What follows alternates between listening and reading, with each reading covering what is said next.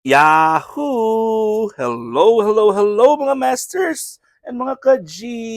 Good morning, good morning, good morning, good morning po sa inyong lahat. Today is a beautiful Wednesday morning dyan sa Pilipinas. And syempre, good morning po sa buong Asian countries. Kung saan nga palapalap ng ating mundo, ay good morning, good noon, good afternoon, good evening, at good night po sa ready na matulog. Ayan po, magbibigay muna tayo ng pagkain kay G. Ayun, kasi umagang-umaga dito. So, nag-slice po tayo ng kanyang mga gulay, ng mga prutas. Siyempre, prutas po ng G natin ay combination ng dalawa sa mga favorite niya. Ang ating watermelon at kiwi. Yan po, kiwi na naman ng ating G. O, tingnan niyo mga masters ha. Pagbukas natin yan, sigurado po ay titirahin talaga ng G natin yan. Ayun o, yung kuko niya kasi no, ayaw ko namang hilain kasi not there, not there, not there, not there. Your food is there. O see? O yun mga masters. So, kitang-kita mo yung tuwa sa kanyang mata sa kanyang ginagawa. Ayan, gutom na gutom talaga yan ng ating G, mga masters. At walang ano yan, walang pakundangan yan. Titirahin niya, nahuhulog na, o, titirahin niya lahat ng mga prutas. Ay, nako. Ayun. So, syempre, ako ay super happy talaga.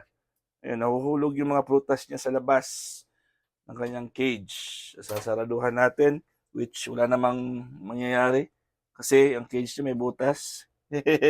So, ang gagawin ko ay huhugasan ko na lang po ang prutas na nahulog at ibabalik ko sa kanyang bowl. Ayan, kasi madumi yung sahig. Supposed to be, hindi na kailangan hugasan. Ano ba? Kasi iguana naman yan.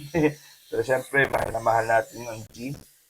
Nahugasan ko na muna yung ating nahuhulog na prutas. Nako. Pero pag nasa wild po yan, kahit anong kadumi yan, kakainin po nila yan eh. Diba? Dami pa oh. Dami pa ng pagkain ng G. Grabe talaga ang appetite niya when it comes sa prutas. Paborito niya talaga ang prutas na yan, yung kiwi, at saka yung watermelon. Kaya po yan ang parati kong binibigay sa kanya. Kasi po parang treat ko na rin po sa kanya kasi super bait talaga ang G natin mga masters. As in, ako po ay super proud dahil po ako ay nagkaalaga ng ganyan. Yung super bait na kasing alaga at hindi po siya masakit sa ulo, alagaan. At yun po ay sana po ay mas tumagal pa at magiging healthy ang paglaki ng ating G. 'Di ba? Ako po ay magpapasalamat din dahil nagiging part ito ng kanyang diary, life ni G. Kasi po since nakuha ko po si G, nasa YouTube na po yan. At marami po sa inyo ang nandyan ever since nag-start po. Isa na po yun si Shasta Deer sa mga nagsimula talaga. Ever since po nagkakilala kami ni G. Nagkakilala kami ni G. At syempre, nakilala ko si Shasta, ah, naging everyday po ay nasa ano si Shasta kasi noon po nung bago pa lang si G, ako po ay araw-araw nagla-live lunch break namin. Lunch break ko po, ako ay lumalabas na po sa clinic. Hindi po ako sumasama kay daddy noon para kumain.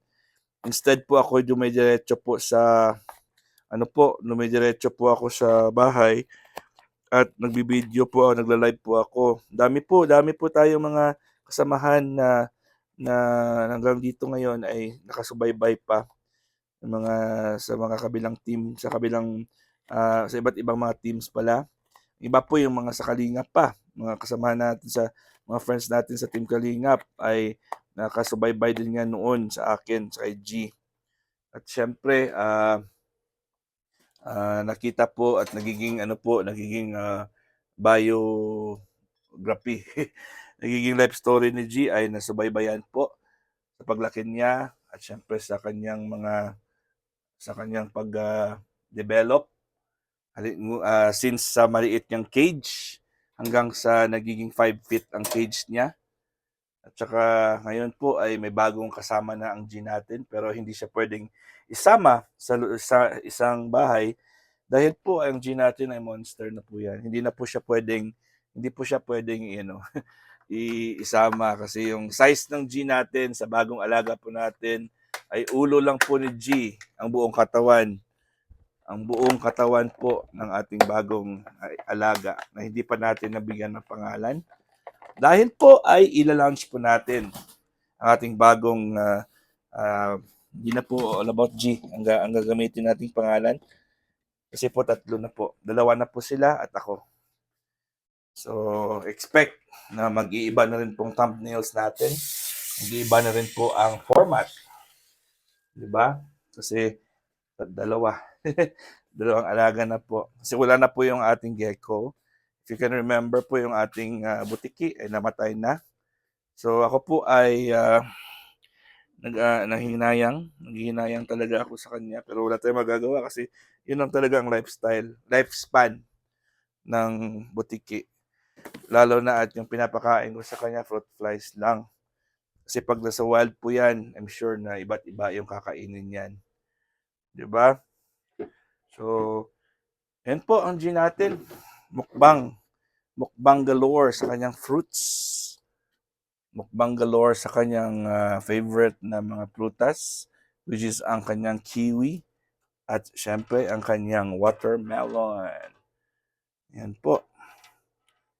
So, susundan natin si G. Susundan lang natin si G. Anong gagawin niya?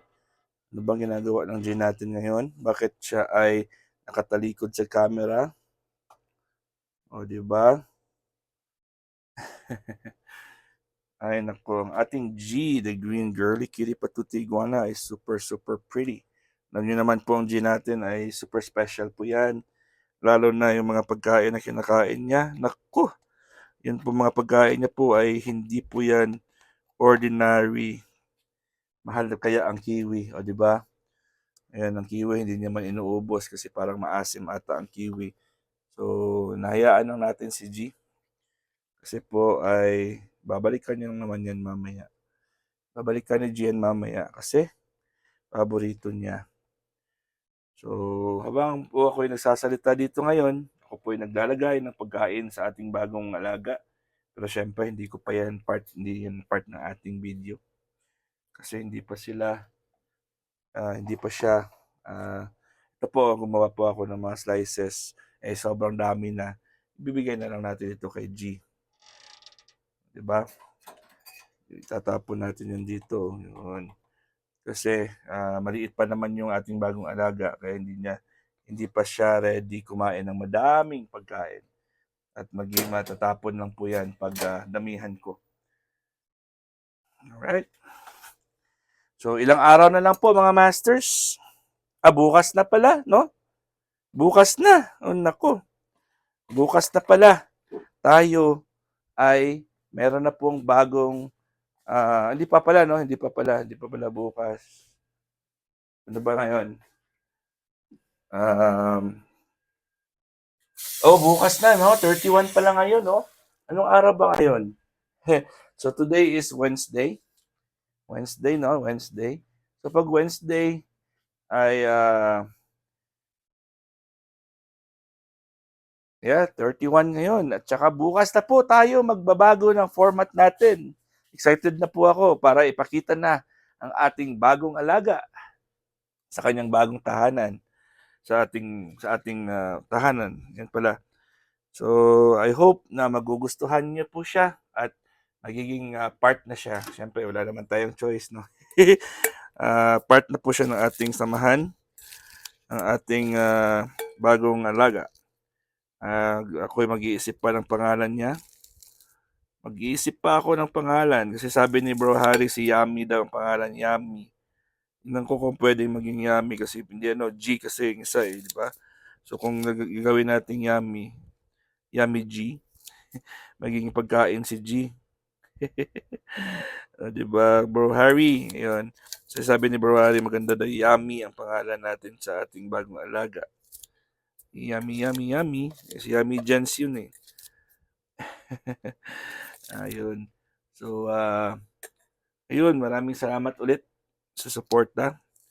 At dahil Wednesday ngayon, bukas po ay meron tayong Premier Marathon na naman sa ating bahay kulitan. At ayun, continue lang po tayo sa ating support. Support lang po tayo.